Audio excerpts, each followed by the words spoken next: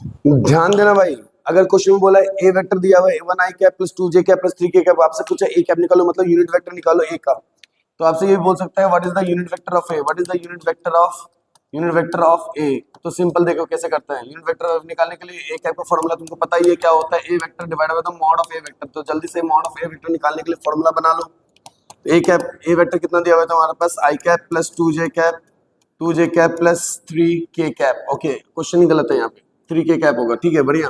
तो जैसे ही तुम डिवाइड करके मोड निकालने के लिए इसके कोएफिशिएंट का स्क्वायर को 1 का स्क्वायर प्लस 2 का स्क्वायर प्लस 3 का square. Okay, overall the answer becomes जैसे तुम इसको रिजॉल्व करोगे अपने पास ए कैप की वैल्यू आ जाएगा बेटा, आई कैप प्लस 1 आई कैप प्लस 2 जे कैप प्लस 3 के कैप, ठीक है। 1 का स्क्वायर 1 1 2 2 4 3 9 9 10 11 12 13 1 14 रूट 14।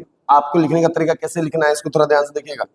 इसको लिखने का एक जनरल सा तरीका होता है, उसको लिखने का जनरल तरीका ये होता है बच्चे, इसको ऐसे लिखते हैं देखो 1 अपॉन अंडर रूट 14 आई कैप, ठीक है, प्लस 2 अपॉन अंडर रूट 14 जे कैप, ठीक है, फिर बाद में प्लस 3 अपॉन अंडर रूट 14 के cap. This is the way to resolve this questions if someone asks to how to calculate the unit vector of A. Thank you class.